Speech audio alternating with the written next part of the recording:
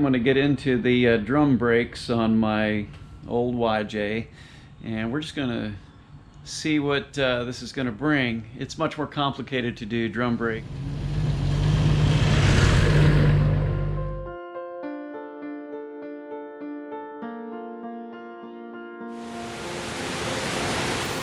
Welcome back to another episode of Eric's Camping Adventures.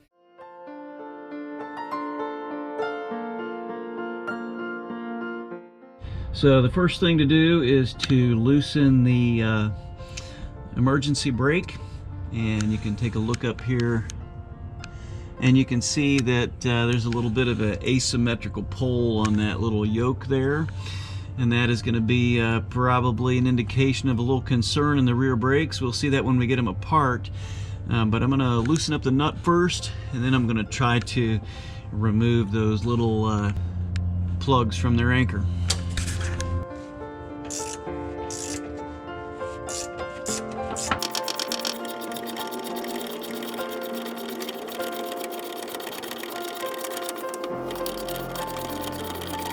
I'm going to make that pretty loose because I don't know what kind of rim I need to get around on the drums to get the brakes off, and I want to have plenty of slack on there. Next step is to get the wheel off.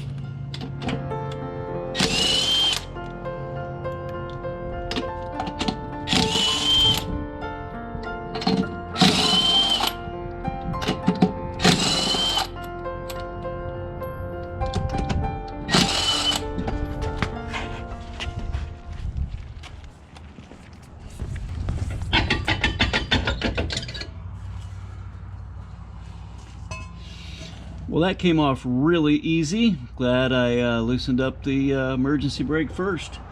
No other adjustments needed at the moment. Into a drum brake, you get into a mess, and I think I would want to, there's an instinct that wants me to just like blow this all off, but I really don't want to inhale the brake dust. But you got your brake pads, and you can see those are pretty thin.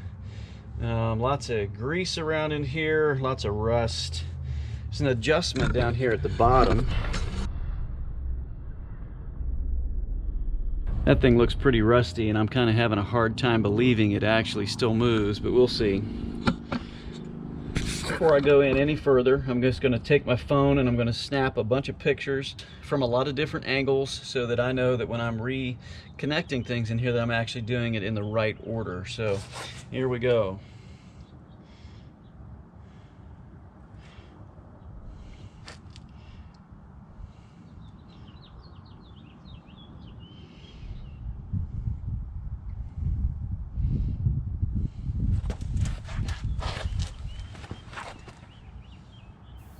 So when you start to look at these pictures, in the very first one here you have the primary return spring to the left and the secondary return spring to the right.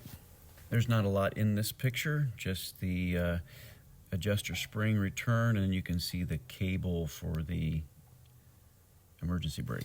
Here is the adjuster screw assembly and the adjuster spring. Centered in this picture is the adjuster lever that hooks onto the gears of the adjusting screw assembly. This picture shows the pins where the adjuster lever connects to the backing plate. That little round thing is a spring retainer, and the little cable there is the adjuster cable for the brakes. This picture duplicates some of the parts, but it's good to know where these parts course so that when you go to reassemble, you know exactly where they're going from multiple angles. Back in behind the hub, there is a small little spreader bar with a spring. Remember where that goes. Take these pictures. They'll come in handy when you go to reassemble. That's just another shot of the adjusting screw assembly, the adjuster lever, and adjuster spring, just so I know how they connect.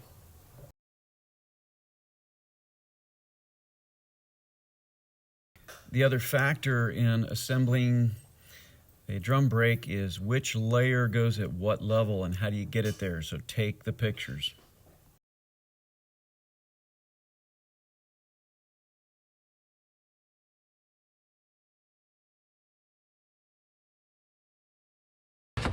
First thing I'm going to do here to get this apart is I'm going to actually spray the adjustment screw with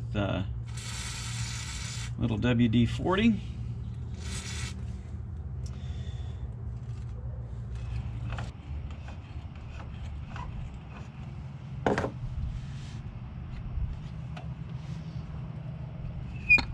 I'm kind of surprised how easy that loosened up. It sure looked worse than it is.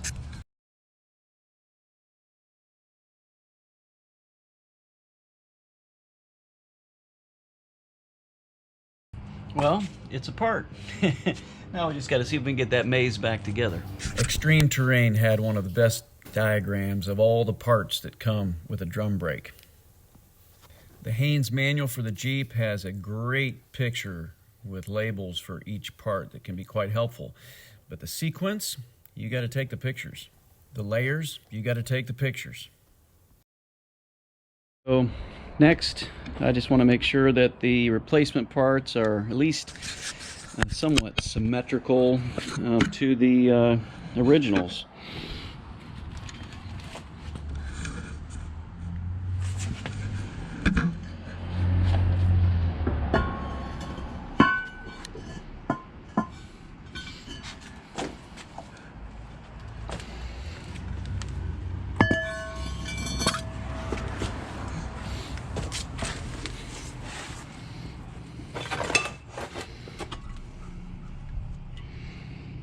You can see the wear on the pad there. You can see the thickness of the shoe on the new one. So let's see if we can get this put back together. When I layered these back together, I just ran out of GoPro battery. It took me forever to get the layering and the sequencing right to put this back how it was supposed to be. And then I found out that there was a difference between how it was in there originally and what the Haynes manual recommended. And I actually took it back apart and went with the Haynes manual. This drum brake was rusty enough, I assumed it had done some water crossings and possibly were the original brakes.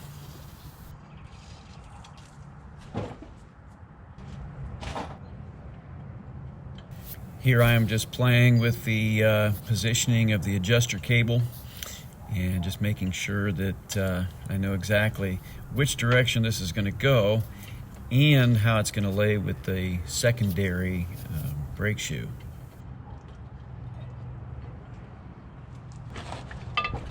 I have positioned the primary shoe on the front, and that's where the battery went dead. So we're going to go over to the other side and take a look at that.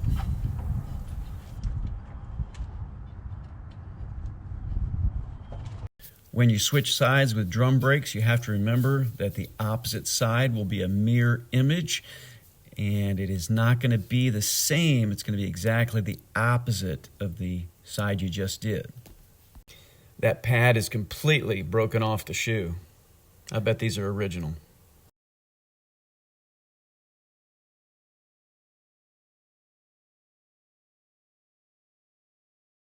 I used a pair of needle nose pliers to push in and twist the retaining clip, and I did the exact same thing to reinstall.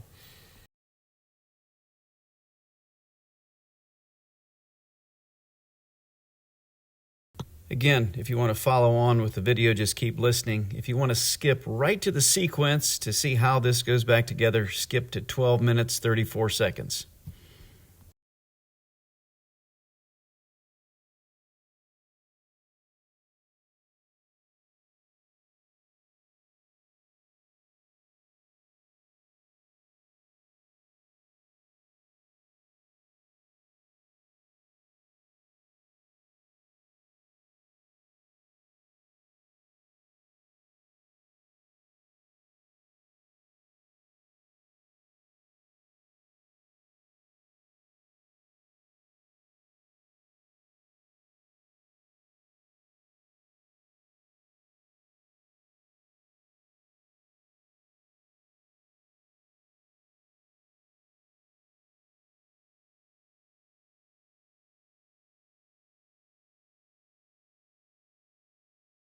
After removing the adjusting screw mechanism, I'm pulling off the brake adjuster cable.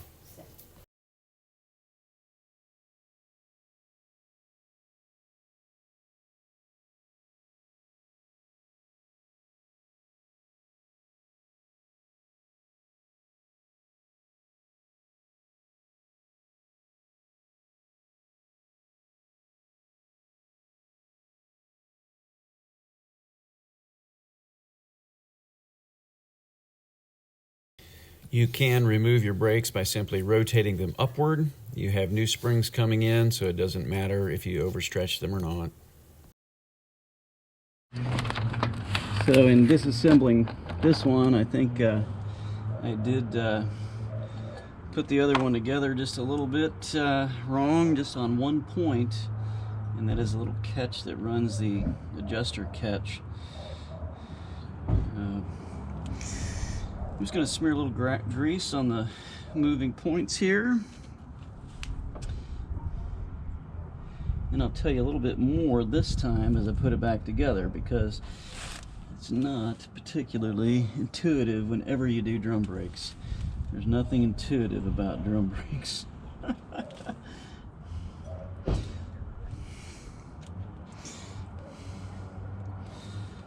Kind of dreaded doing this. First thing I'm doing is putting this little T back on. It just sits right on there.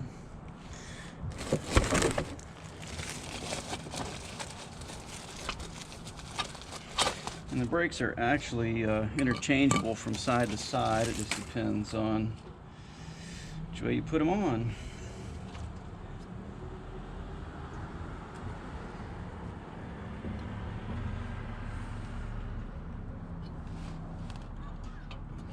This little slot on the emergency brake goes right in here, slides in there. I'm going to actually put just a touch of grease right on that articulating point.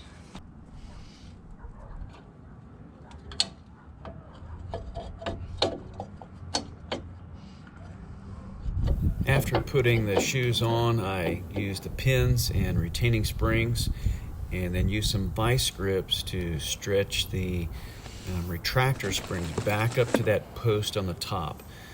The rest, I had just had to make sure that I had layered it properly, going back in the same way it came out, and I was able to use needle nose pliers for most of the other spring stretches and adjustments. You have to put your brake shoes on first. The one with the shiny pin at the very bottom goes to the rear of the vehicle. You can see the retaining clip in the center of the brake pad. Then you can see the cable for the brake adjustment going up and around the little silver pulley. Directly at the top is that center post. You put your T on first, then your little washer that connects to the cable, and then your retaining springs go on last. You can see the little yellow spring there that goes on the spreader bar on each side of the brake system. That spreader bar fits in, just dovetails into the brake pads with those yellow springs on it. Don't forget that. At the bottom you see the adjustment screw, you see that retaining spring, and then you see the cable where it attaches to the adjustment, I'm just going to call it lever. You got to make sure you install that back exactly how it came out, and otherwise it won't work. When you're doing your drum brakes, definitely step back and lower your expectations. These are not pads and rotors on the front. There's a lot of layers, there's a lot of sequencing. I would look at YouTube videos, I would look at your Haynes manual, and definitely look at how it is assembled to begin with before you take it apart. But definitely step down your expectations that this is going to be a simple process. It's not. You might even make a mistake like I did on your first side and then have to take it apart and put it back together again. Good luck.